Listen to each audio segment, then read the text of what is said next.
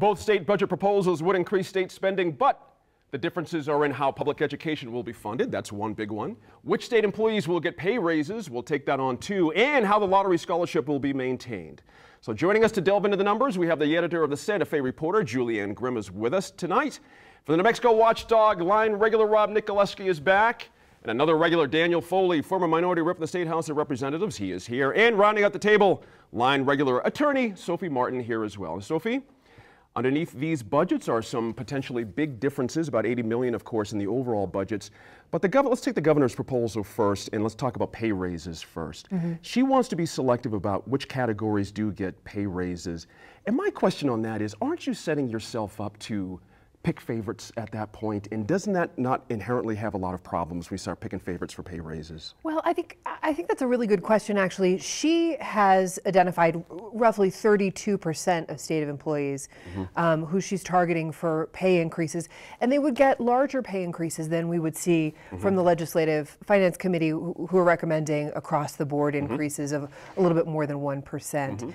I think that it offers her some flexibility. So from a managerial perspective, I can see how she would want to be able to say, this is a high-performing department, this is a high-performing individual, and I'd like to reward that higher performance. In business, that's not uncommon. But we are coming out of stagnant, and in some cases, worse than stagnant, income for state employees. We've seen the impact that has had on our state economy when we have such a large part of our economy dependent on payroll from the state government. And so this may not be the right moment to be thinking about what I think she's trying to position as merit pay for certain employees. Sure. You know, Julianne, part of that, one of the categories that caught my eye was district attorneys. The governor's interested in getting some more money, and I think that would catch most folks by surprise. So I ask again, that's that whole thing. If you're a lower level paid employee, say a DA makes, I don't know what DAs make, but they make more money than certain other level employees, I'd be annoyed by that. Do you know what I mean? If I was one of the folks left off this go around, that would not serve me well. I was trying to compare, Gene, the lists, you know, the governor's plan and the LFC plan, and which groups of employees make both lists. And so there are, I think, some things to be aware of with that both of them put public safety on their list, police officers on their list. I think both lists contain teachers, who I don't think anyone will argue that teachers are making too much money. We all agree they're not making enough money. But I do think that this criticism of, you've got the governor using the word targeted to talk about her salaries, and then in the statements that came out later from her spokesman, Enrique Nell, says, well, the LFC approach is untargeted. So you see that word getting thrown around, and it's sort of whose back the target is on, I think, is what we're going to be looking for here. Let me read that quote to you. It was interesting that you just mentioned Enrique Nell, spokesman for the governor. The committee's proposed budget, quote, doles out millions of dollars worth of untargeted across-the-board government employee pay raises while dramatically underfunding economic development efforts. Is this a zero-sum game position here? If one person's going to get some money, then somebody has to lose. Why does anybody have to lose when you're positioning something for a state budget like that? Well, that's a good question, Gene, and I, not to be cavalier, it's my answer every time we talk about this. We don't have an infinite amount of money. Money's just not running forever. So you got to make priorities. I do compliment the governor from the extent that I think our exempt state employee system is broken. I mean, the way people are getting in these jobs and how they're doing this and how many and when they're putting them in. And I think that there needs to be a look at how we do all the state employees. We're going to talk about some of these problems later on in the show. I think, though, that you have to look at DAs, for instance. If you're a district attorney and you're making $75,000 a year, with 3 years experience, you're making $76,000. With 3 years experience, you can go to work for a law firm and make 100 grand or 90 grand or 80 grand. And so I think the governor's saying we got to figure out how in some of these strategic positions like CYFD with case managers, that we don't have this revolving door, that, because the workload is so high, the stress is so high, that you're making half to a quarter of what you could make in the private sector. And really, the state government is becoming a training ground for the private sector, saying, I want to target that we retain good employees in these strategic areas. I would submit to Eugene, though, that a lot of the rank and file employees, but again, I would be more insulted that you think you think I'm worth is 1.5% anyway. I mean, if I make $25,000 a year, you're going to give me, you know, $250 as a pay raise this year. I mean, Sure. I just don't. I think that we've got to figure out a way to target this stuff and go after the right jobs and retain those people in New Mexico. Fair enough, and I hear that side, but Rob, isn't on the political side of things, isn't it better for the governor to give everybody a raise? Isn't it just plain better politics that everybody gets a raise?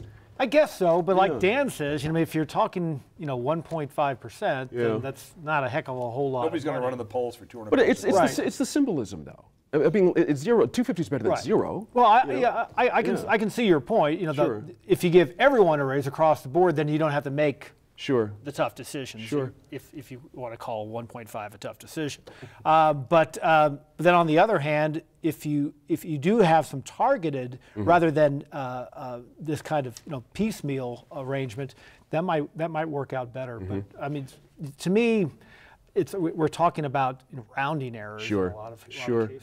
Well, while I got you, let's talk about education. Let's talk about where the governor's coming from versus the LFC proposal. The governor wants, we have a basic problem here. There's money on the table, and that's interesting. We have some good money on the table for our education needs.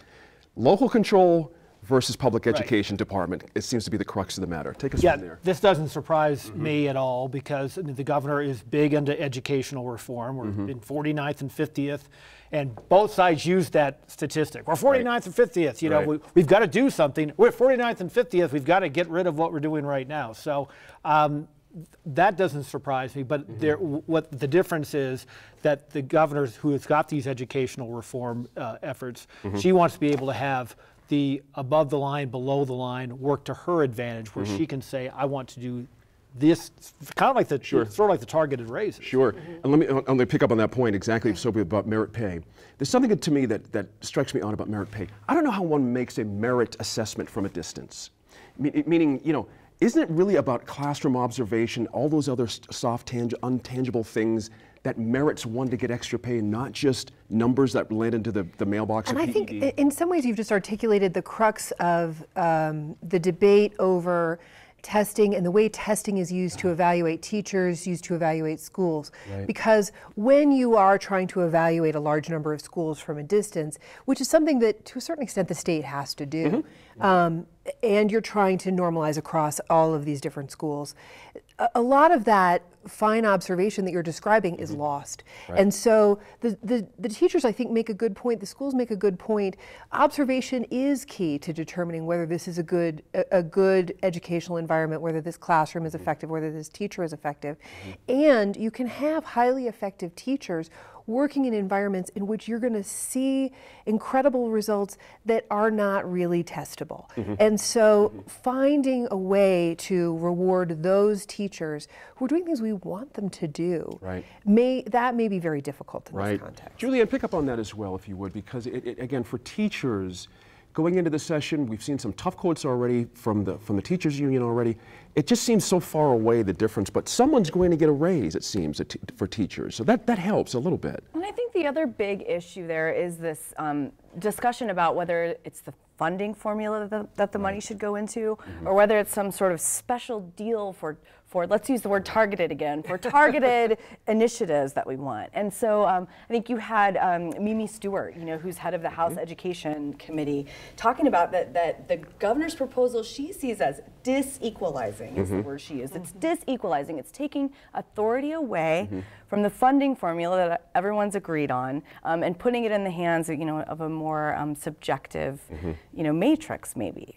But we've also heard a lot of school districts, Santa Fe Public Schools among them, really criticize the way the funding formula shakes out. And so I think that maybe looking at the funding formula is another way into this debate. Yeah, we're at about a minute, Dan. No one can blame any administration want to have a little bit of control. That's how it works. But again, this idea of local control, I'm very interested in.